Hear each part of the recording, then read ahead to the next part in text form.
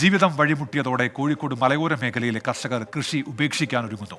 വന്യമൃഗശല്യം രൂക്ഷമായ സാഹചര്യത്തിലാണ് കർഷകർ കടുത്ത നടപടിയിലേക്ക് കടക്കുന്നത്. ബാലുശ്ശേരി തലയാട് മേഖലയിൽ നിന്ന് കഴിഞ്ഞ 5 വർഷത്തിനിടെ നിരവധി കുടുംബങ്ങളാണ് വന്യമൃഗ ശല്യത്തിൽ പൊറുതിമുട്ടി സ്വന്തം വീടും കൃഷിയിടവും ഉപേക്ഷിച്ച് പോയത്. മണ്ണിൽ പൊന്നു വിളയിക്കുന്നവരാണ് ഓരോ കർഷകരും.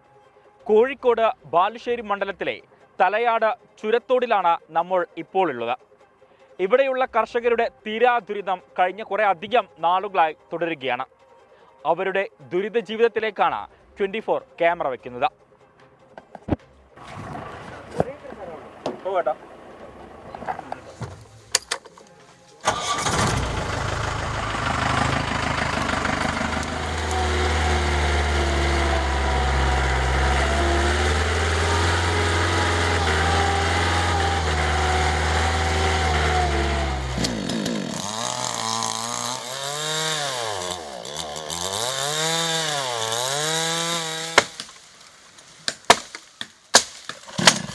ചെങ്കുത്തായ ഈ മലകൾ താണ്ടി പ്രതിസന്ധികളെ അധ്വാനം കൊണ്ട് തോൽപ്പിച്ച് മണ്ണിൽ പൊന്നു വിളയിക്കുന്നവരാണ് ഇവിടുത്തെ ഓരോ കർഷകരും.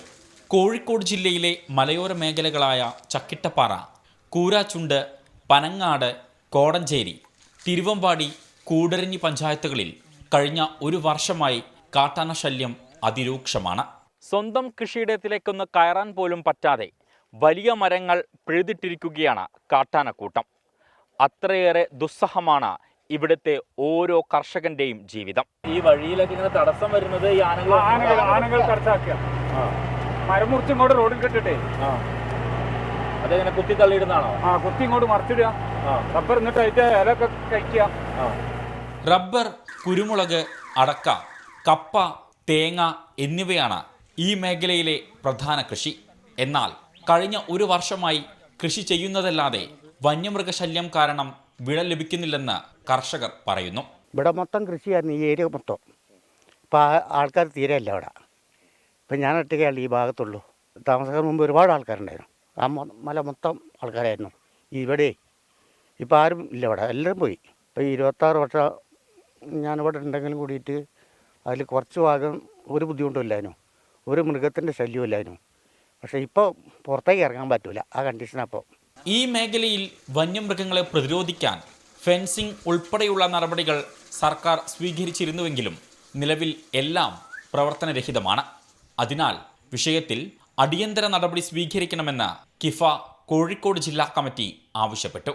വനഭൂമിയിൽ വളർത്തേണ്ട മൃഗങ്ങളെ വനഭൂമിയിൽ മാത്രമായിട്ട് വളർത്തുകയും കൃഷിഭൂമി പരിപൂർണമായിട്ടും കൃഷിഭൂമിയായിട്ട് തന്നെ സംരക്ഷിക്കുകയും വേണം. ഞങ്ങളാരും വനത്തിനോ വന്യമൃഗങ്ങൾക്കോ എതിരല്ല. പക്ഷേ ഇന്നത്തെ സാഹചര്യത്തിൽ ഇവിടെ ഈ പറയുന്ന സ്ഥലങ്ങളിൽ ഒരു 18 ഏക്കർ ഭൂമിയാണെന്ന് പറയുന്നു. ഈ 18 ഏക്കർ ഭൂമിയിൽ ആയിരക്കണക്കിന് റബ്ബറാണ് കാട്ടാന ഇറങ്ങിയിട്ട് നശിപ്പിച്ചിരിക്കുന്നത്. അത് കൂട്ടമായിട്ട് വന്നിരിക്കുന്നത്. എൻ്റെ പുറകിൽ കാണുന്ന ഈ റബ്ബർ തോട്ടങ്ങൾ അത്രയും കഴിഞ്ഞ ദിവസം കാട്ടാനക്കൂട്ടം നശിപ്പിച്ചതാണ്. കഴിഞ്ഞ 3 മാസത്തിനിടയിൽ 3000-ലധികം റബ്ബർ മരങ്ങളാണ് കാട്ടാനക്കൂട്ടം പിഴുതെറിഞ്ഞത്. ശാസ്ത്രീയമായ അടിയന്തര നടപടിയാണ് വിഷയത്തിൽ കർഷകർ ആവശ്യപ്പെടുന്നത്. ക്യാമറമാൻ രാജേഷ് വെള്ളരിക്കുണ്ടിനൊപ്പം ഷഹദ് റഹ്മാൻ, 24 കോഴിക്കോട്. പൊതുജനം കഴുതയല്ല സാർ. അപ്പോൾ കർഷകർക്ക് അവിടെ നിന്ന് സ്ഥലം ഉപേക്ഷിച്ചു പോകേണ്ടി വരുന്നു, കൃഷിയിടങ്ങൾ ഉപേക്ഷിക്കേണ്ടി വരുന്നത് സങ്കടകരമായ കാഴ്ചയാണ്. വർഗീസ് തട്ടേക്കാട് പറയുന്നുണ്ട്, കീരമ്പാറ പഞ്ചായത്തിലും ഇതേ അവസ്ഥയാണ്, ആനശല്യം രൂക്ഷമാണ് എന്നാണ് ചൂണ്ടിക്കാണിക്കുന്നത്. ഇമ്മാനുവൽ ടൈറ്റസ് പറയുന്നത്, വനം വകുപ്പ് പ്ലാന്റേഷൻ എന്ന് നിർത്തലാക്കുന്നു അന്നു മുതൽ വന്യമൃഗശല്യം കുറയും എന്നാണ് അദ്ദേഹം പറയുന്നത്. ജസ്റ്റിൻ തരകൻ ഒരു കാര്യം ചൂണ്ടിക്കാണിക്കുന്നുണ്ട്, സുകന്യ സമൃദ്ധി യോജനയിൽ ചേർന്നവർക്ക് പണം നഷ്ടമാകുമെന്ന ഭീതി ഉണ്ടാകുന്നു. പേരൻസിനു പകരം മറ്റുള്ളവരെ ഗാർഡിയനായി ചേർത്തവർക്കാണ് പ്രശ്നം. മോഡിഫിക്കേഷൻ അനുവദിക്കാതെ പോസ്റ്റൽ ഡിപ്പാർട്ട്മെന്റ് ഉത്തരവില്ല അത്തരത്തിൽ എന്നാണ് അവർ അഭിപ്രായപ്പെടുന്നതെന്ന് പറയുന്നത്. ഒരു വിഷയം ശ്രദ്ധയിൽപ്പെടുത്തുകയാണ്, അതിനുമായി ബന്ധപ്പെട്ട വസ്തുത നമുക്ക് അറിഞ്ഞുകൂടാ. അദ്ദേഹം അത്തരത്തിലൊരു വിഷയം നമ്മുടെ ശ്രദ്ധയിലേക്ക് കൊണ്ടുവരുന്നു എന്നുള്ളതാണ്. അങ്ങനെ പ്രേക്ഷകർ സജീവമായി തന്നെ നമ്മോടൊപ്പം ചേർന്നു, ജനകീയ വിഷയങ്ങളിലൊക്കെ പ്രതികരണം അറിയിച്ചു എന്ന് നന്ദി രേഖപ്പെടുത്തുന്നു. പൊതുജനം കഴുതയല്ല സാർ എന്ന പരിപാടിയുടെ ഇന്നത്തെ സമയം പൂർത്തിയാവുകയാണ്.